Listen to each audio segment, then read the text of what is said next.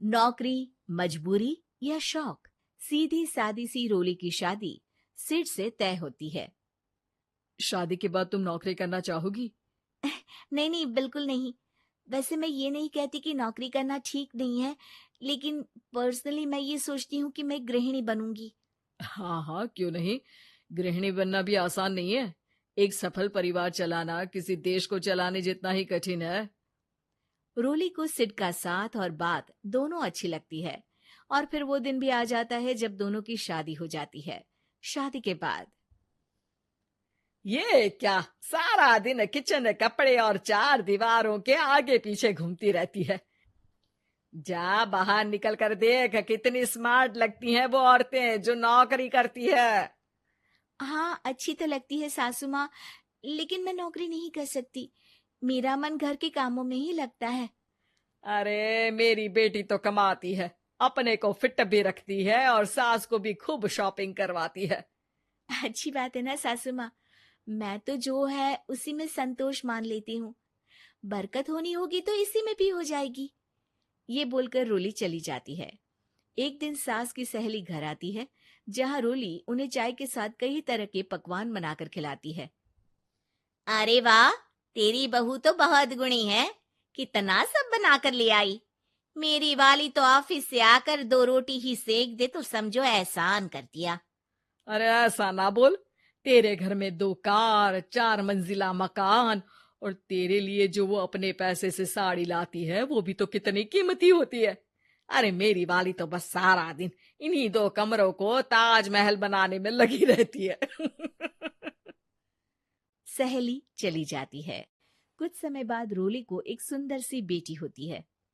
अरे क्या सारा दिन उस बच्चे में लगी रहती है। माँ, मुझे ना 1 मिनट भी छोड़ने का मन नहीं करता।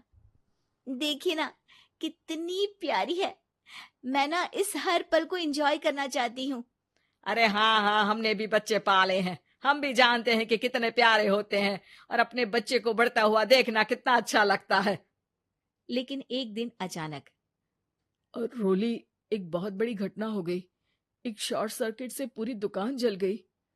ओह, अब अब क्या कुछ समझ में नहीं आ रहा कि कैसे घर चलेगा। घर की पूरी गाड़ी पटरी पर लाने के लिए कई साल लग जाएंगे, और वापस पहले जैसे होने में भी बहुत टाइम लग जाएगा। रोली रोली कुछ सोचती है, फिर अपने 3 महीने के बच्चे को देखती है और कहती है, आप कहें तो मैं नौकरी शुरू कर दूं? माँ मुन्नी को देख लेगी, फिर शाम को तो मैं घर आ ही जाऊंगी। सिड कुछ कहता उससे पहले ही उसकी सास वहां आ जाती है। अरे हाँ हाँ, अब भी तुझे नौकरी करने के लिए पूछना होगा। अरे घर पर इतनी बड़ी विपदा आ गई है, तू है कि बच्चे का मुंह देख रही है। अरे क्या मुझ पर भरोसा नहीं है? अरे नहीं नहीं माँ जी, ऐसा क्यों बोल रही हैं आप? फिर क्या था, सिड से पूछकर 3 महीने की बच्ची को रोली सास के पास छोड़कर चली जाती है। शाम को ऑफिस से आने पर अरे सारा दिन इसने तो चैन नहीं लेने दिया, बस गोदी में ले लेकर घूमती रही। हाथ दर्द हो रहा है। बहू को बहुत गिल्ट फील होता है, लेकिन जब वो घर की हालत देखती है तो चुप रह जाती है। ऑफिस में सहेली कहती है, अरे रोली, तेरी तो बच्ची छोटी है ना, कैसे मैनेज करती है? कैसे मतलब? घर पर रहती है वो अपनी दादी के साथ। ओ यार, कितनी अच्छी है तेरी सास। मेरी सास को जब पता चला कि मैं नौकरी ज्वाइन करने की सोच रही हूँ, वो तो सीधे अमेरिका चली गई मेरी ननद के पास। अच्छा, फिर तू कैसे मैनेज करती है?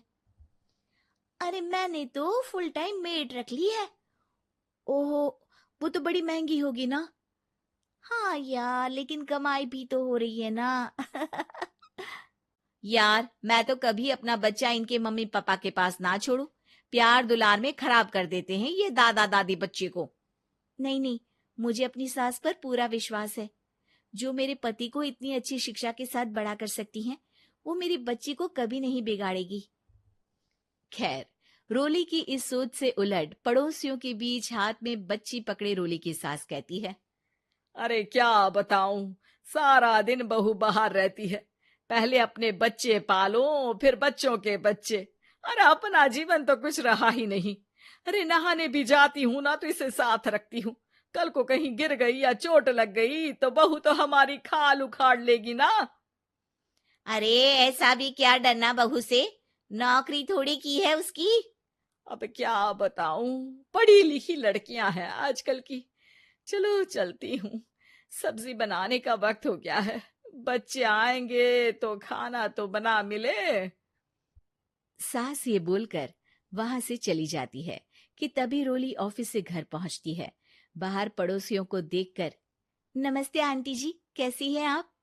अरे बहुत अच्छी हूँ, लेकिन तेरी किस्मत तो सबसे अच्छी है। क्या सास पाई है, मोती दान किए होंगे तूने। तेरा बच्चा भी देखती है, खाना भी बनाती है। बेचारी बहुत काम करती है तेरी सास। हाँ आंटी, सही बोल रही हैं आप। अब ऑफिस भी दूर है तो आने जाने में वक्त चला जाता है। खैर चलती हूँ। हाँ हाँ बेटा जाओ, गर्मा गर्म खाना खाओ। रोली घर आती है, जहां सास एक बार फिर छोटी सी मुन्नी की शरारतें गिनाने में लग जाती है।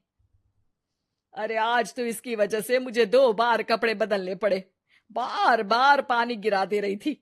दोपहर में थोड़ा सोचा कि आराम कर लूं तो दूध के लिए रोने लगी। हाय, मैं तो परेशान ही हो गई। रोली को सास की बात अब कुछ अजीब लगती है, पर वो जल्दी से कपड़े बदलकर किचन में जाकर रोटियां बनाने लगती है। सारा महीना काम करने के बाद रोली को सैलरी मिलती है। वो पैसे लेकर सीधे सास के पास जाती है। माँ जी, ये मेरी सैलरी। आपने हर कदम में इस घर का साथ दिया।